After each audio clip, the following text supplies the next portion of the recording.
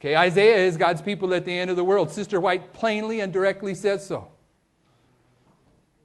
The experience of Isaiah in Isaiah 6 is his preparation to take a message to Adventism.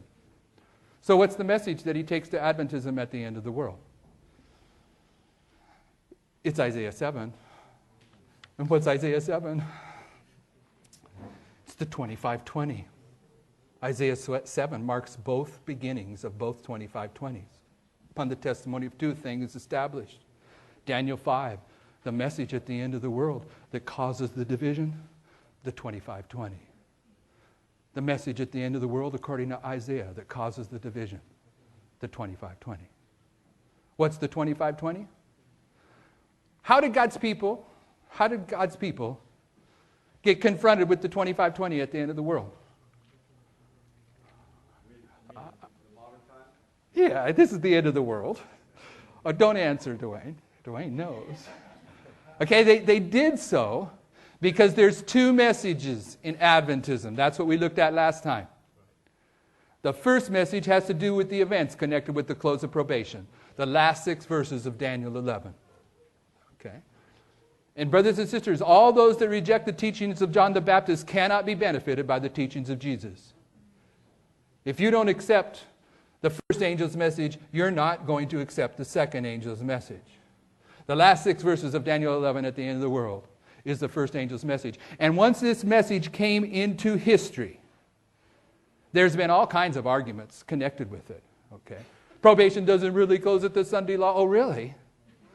Then the Sunday law and the third angel's message is just a bunch of foolishness.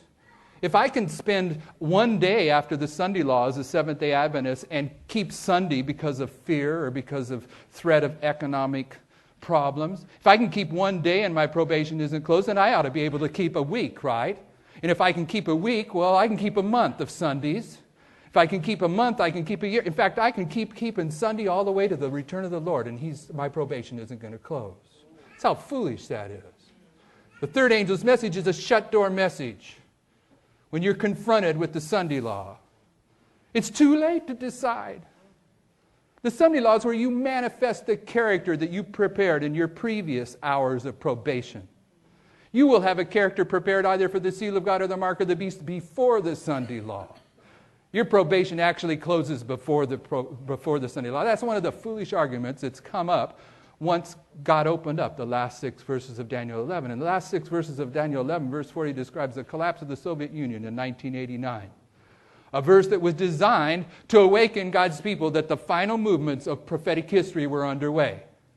And when that was fulfilled in 1989, maybe you've forgotten, but most of you in this room were living, maybe you've forgotten that the collapse of the Soviet Union in 1989, that was big news. That wasn't a minor event. There was at least number one or number two of the most significant historical things that took place in the 20th century. Some people would say the atomic bomb in Hiroshima, maybe that was more, but maybe not.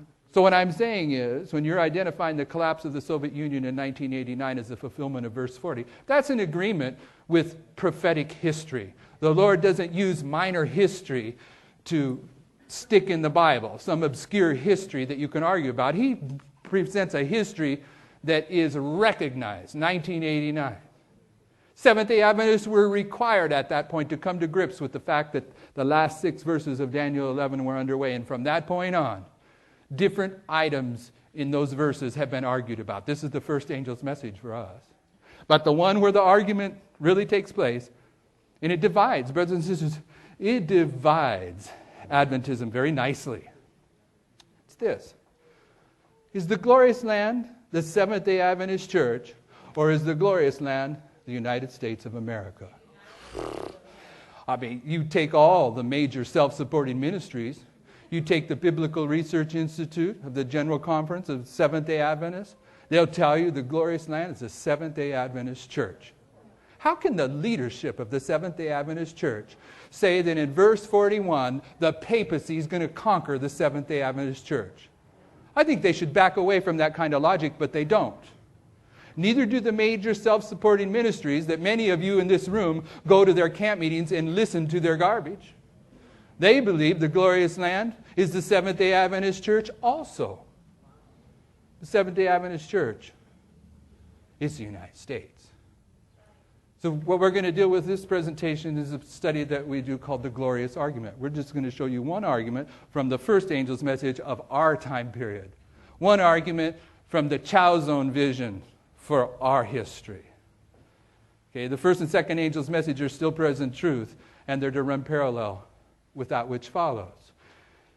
Because it was such an argument, brothers and sisters, if you weren't there, you don't really know.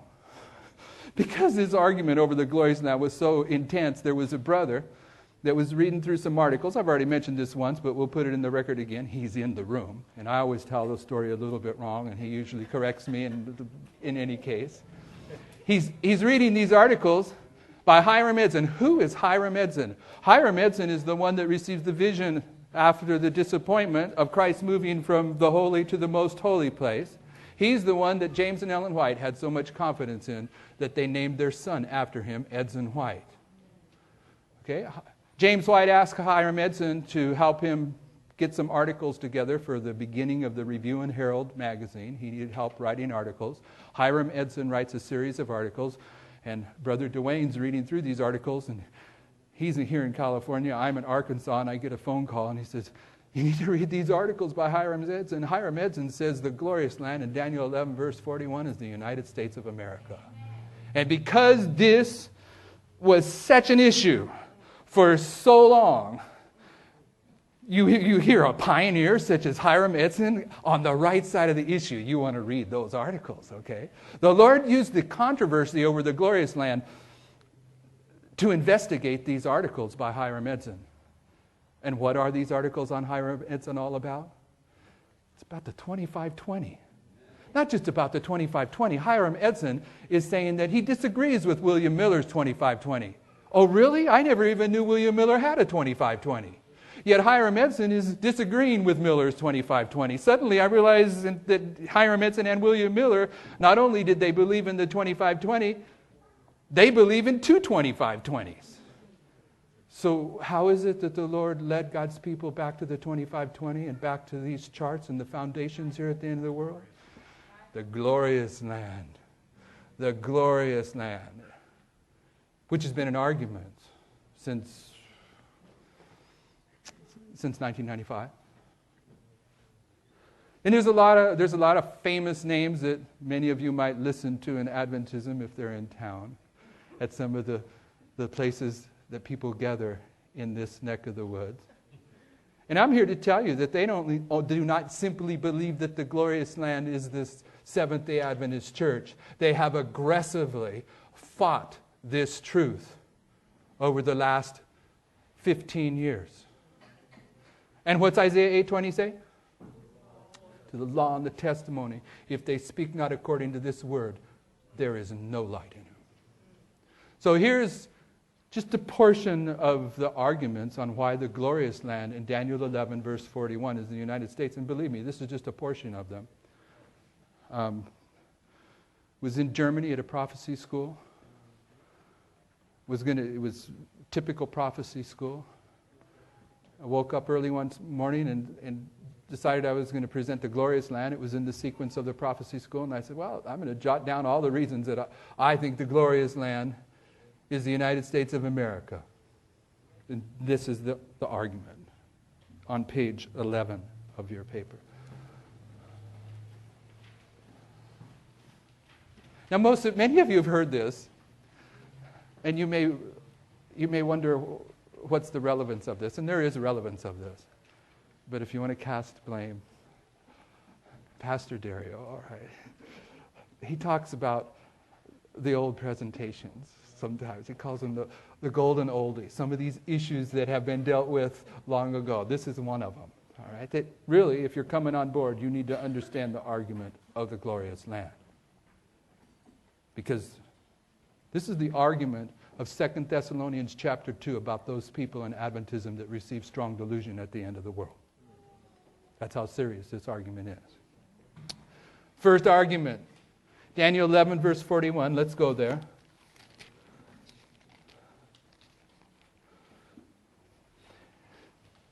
says he, this is the king of the north, this is the papacy that just swept away the Soviet Union in verse 40. And you'll notice in verse 40 that when the king of the south, the king of atheism, attacks the papacy, it's the king of atheism. But when the king of the north, the papacy, at the end of verse 40, sweeps away the king of atheism, the Soviet Union, he passes over the countries in the plural. The Soviet Union was a confederacy of countries in the plural. The next step for the papacy is verse 41. It says, he, the king of the north, the papacy, shall enter also into the glorious land, and many, and this word countries is added. Just many shall be overthrown. But these shall escape out of his hand, even Edom, Moab, and the chief of the children of Ammon. Lots of nice words in there. There's lots of truths connected with the words in there. You notice in the very next verse, 42, the word escape appears there too. In verse 42 it says, but he shall have power over the treasures of verse 42. He shall stretch forth his hand also upon the countries, and the land of Egypt shall not escape. The Hebrew word that's translated escape in verse 42 is different than the Hebrew word in verse 41 that's translated as escape. Verse 41 says, he, the papacy, shall enter also into the glorious land, and many shall be overthrown. But these shall escape. This Hebrew word escape means to escape by slipperiness. And the primary meaning of this word is that whatever escapes from whatever it's escaping from, the escapee has formerly been under the control of the one that it escapes from. Okay, so these people that escaped the hand of the papacy in verse 41, prior to this verse, they've been in the control of the papacy. Of course, Edom, Moab, and the chief of the children of Ammon represent the threefold makeup of modern Babylon, where the majority of God's people now reside. And at the Sunday law, they come out of Babylon. When the call goes forth, come out of her, my people. But before the Sunday law, they've been in the hand of the papacy. Whereas the word escape in verse 42 means finding no deliverance, a different Hebrew word. Verse 40, when the Soviet Union's swept away, the papacy passes over the countries of the former countries of the Soviet Union. But in verse 41, it just says many will be overthrown, not many countries. That's an added word. And if you're not familiar with Pastor Dario's presentation on verse 41 on the word overthrown, powerful presentation. Overthrown in the Bible is identifying specifically and directly Seventh-day Adventists that are overthrown at the Sunday law. The word overthrown all by itself is identifying the Sunday law, where those in Adventism that receive the mark of the beast are overthrown. That's the biblical definition of overthrown.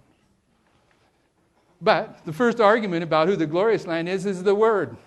The word means in sense of prominence. It's the land, a glorious land. It's the most prominent land.